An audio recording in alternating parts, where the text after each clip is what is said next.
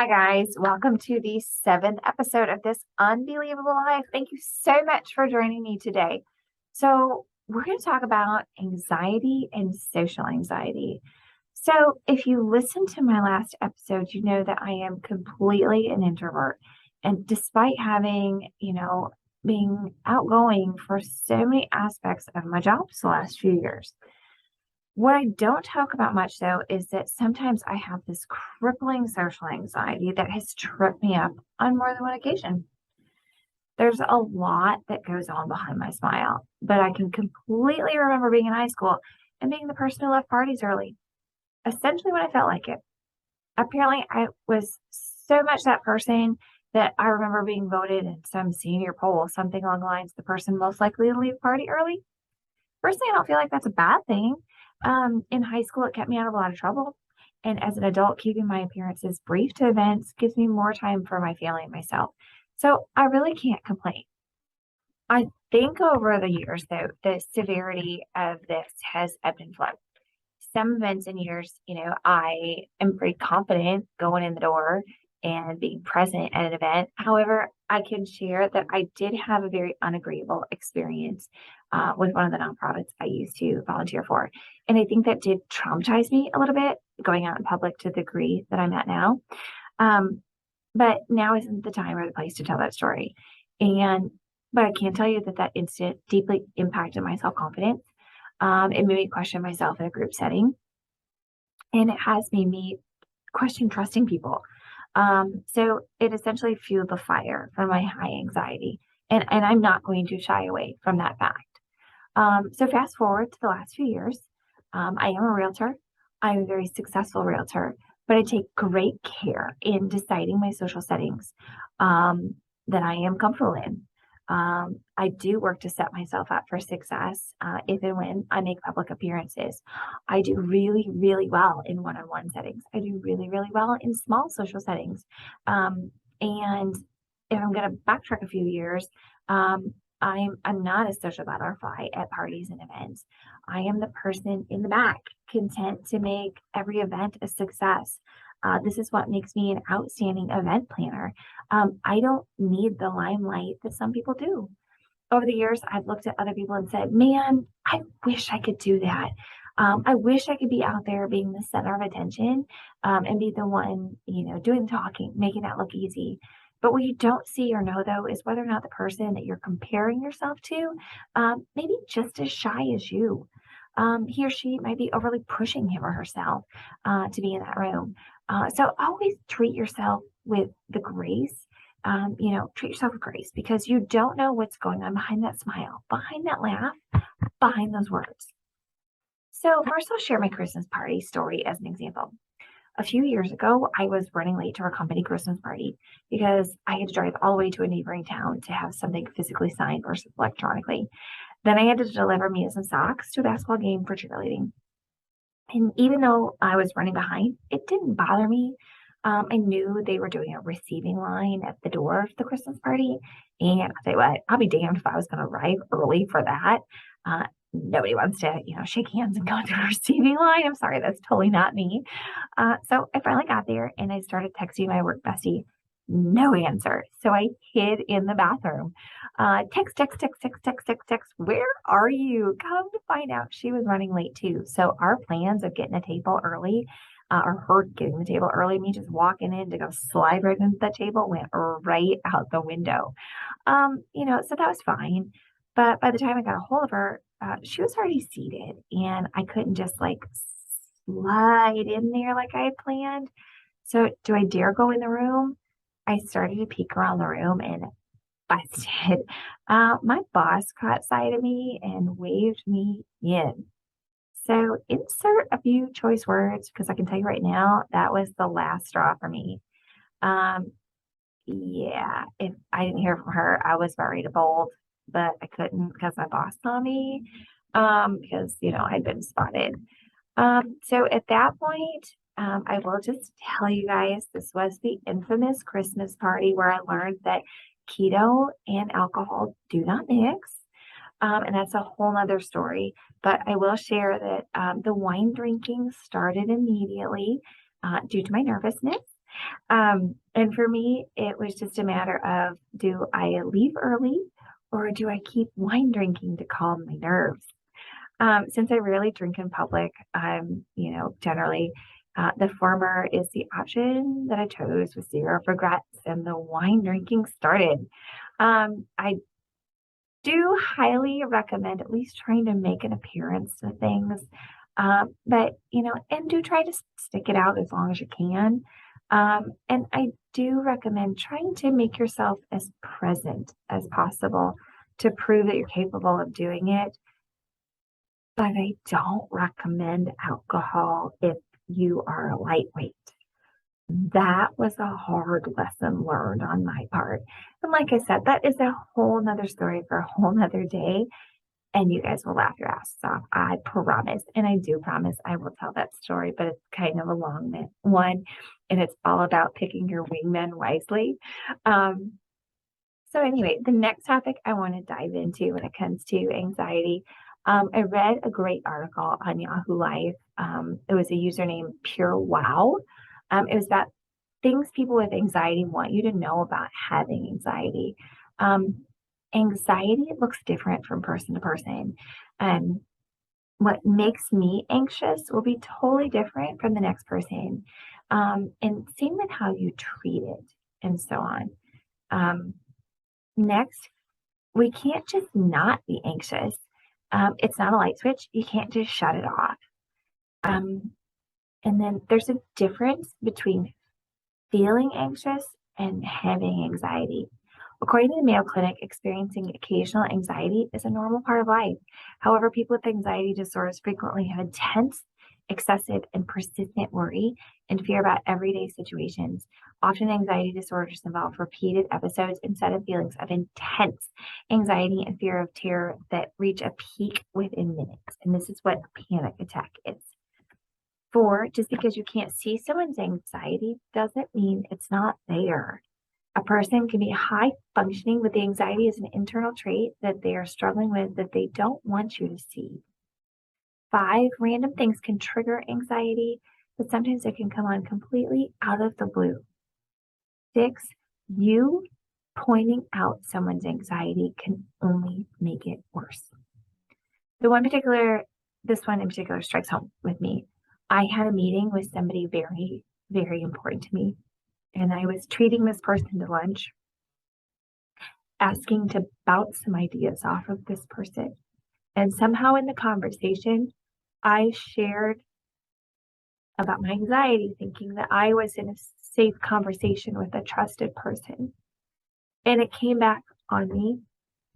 Did I think I should go on medication? For me, that answer is no. I never have, and I don't plan to. I have tricks that I follow to get myself over the hurdles. But that conversation, which I will share had other stressing components, left me feeling guilty, more anxious, and just sad. So again, if somebody trusts you enough to have a conversation about it, or you notice something, you really don't need to point it out. Chances are we probably already know. Please respond if somebody reaches out for help. The author of this particular article writes, as we've established, anxiety looks different in every person. Some of us, as I sheepishly raise my hand, deal with anxiety by isolating ourselves from the world and our loved ones. However, if someone is self-aware and brave enough to say, I need help, please don't turn your back on that person, even if you can't get them help right away. Acknowledge that you are there, available, or will be. Lastly, the author's last tip, ironically, was whatever you do, don't ask if we've tried medication. Again, when I opened up about my anxiety, I literally had this asked.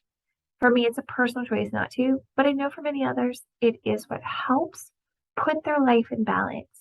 But regardless of the medication status of a person, if they are comfortable enough around you to have the conversation, good, bad, or ugly, personally, this is a question I would shy away from. Personally, for me, what does it look like?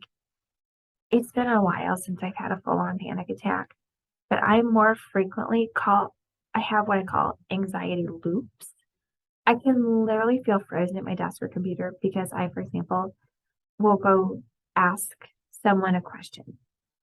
But will that question make me look dumb? Should I go find the answer myself? Is that sufficient in this situation? Do I really need that superior's input on it? It's a veritable rabbit hole of thoughts for me that I just spin myself into. So in order to break those thoughts, I can either try getting up from my desk or simply walking away from my computer to snap out of it. I just have to get out of that thought pattern. Or if I have to take a leap of faith by going down and asking that person that question, I have to realize it's not going to kill me. So for me, I have to be careful because I can actually, get up from my desk and then get stuck in a stairwell for long chunks of time, going up and down.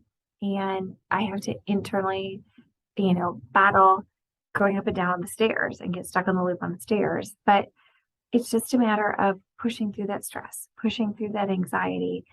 I'm a human, and I have to become accustomed to asking for help.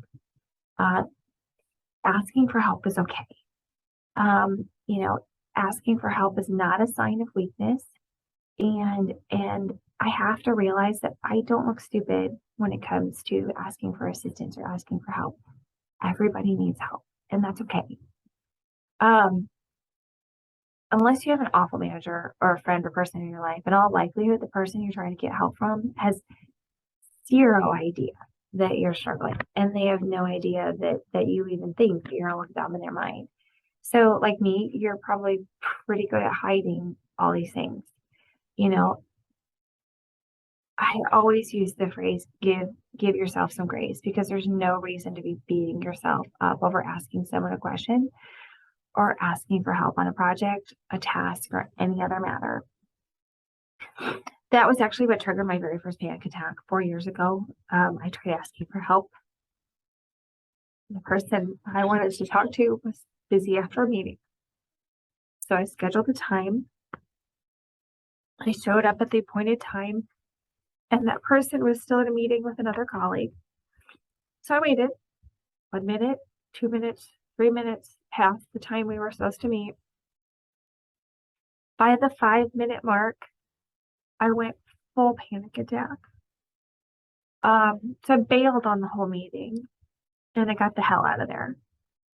Most people don't know that I almost drowned as a child.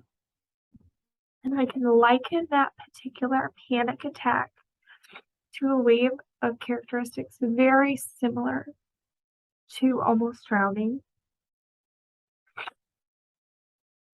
My inability to breathe being the major feature. So I hopped into my truck and I literally had to drive a few miles away to a store parking lot to get myself under control. Now, thankfully, I don't get them that often, but here are some tricks that I've learned if you experience one. Don't be afraid to call someone for help. You may not even want to admit what's going on, but ring someone up on the phone just to talk to them. Hopefully the conversation will slow you down. I've been on both ends of a panic attack. So, I've had them, and I've gotten calls from people that have been having them. So I know from experience that just talking to someone can help calm you down. Relaxation techniques can help prevent hyperventilation. It can slow down a racing heart, and it can interrupt the body's natural panic attack response in extreme stress. This can include different breathing techniques. Look up and practice the right ones for you so that you're ready in case another panic attack comes on. Jolt your senses to stop the loop that's going on in your brain. Pinch your hand. This could be, you could splash water on your face, smell a strong smell like peppermint, or hold an ice cube. Anything to interrupt the automatic response that your body is forcing you to go through unwillingly. And I stress unwillingly. You are not choosing to go through this. So try any one of those tricks because it will stop the automatic response that you are going through. Or silently look around the room and start naming things in the room to yourself. Again, that's just a nice. If you can't find an ice cube because of where you're at, just start naming things around the room in your head. Again, it's another just quiet, calming thing that will take your mind off of what it's doing. Very Well Health says that after a panic attack, they say after a panic attack is over, it can be helpful to practice self-care. Doing some light exercise or stretching, taking a relaxing bath, or listening to soothing music can help bring the body and mind back to a calmer state. It can help to keep a journal for tracking panic attacks. After a panic attack has passed, try writing down everything that led up to it, including any potential triggers. Keep track of as many details as possible, including any thoughts or feelings that came up before and during the panic attack. Over time, a journal will help you identify trends that can allow you to prepare for the next one. Then go on to say, remember, panic attacks are not your fault. They can feel like lonely experiences, but they are very common. Most people recover from panic attacks without requiring treatments, and very few people develop a panic disorder after having a panic attack. Either way, it's key to remember that both anxiety and panic attacks are very common. I cannot stress that enough. They're very common. And the difference is that anxiety is ongoing, whereas a panic attack is sudden onset. Whether you suffer from one or both, just know that working through them takes time, and you are not alone. If you have questions or would like to share your story, hit me up, and I'd like to talk more about your experience. With that said, thank you guys for listening. On the next episode of This Unbelievable Life, we'll be talking about migraines. You don't want to miss the hilarity that is my ice therapy. Until then, my blessings to you for a productive and fabulous week. Make it extraordinary. Make it unbelievable.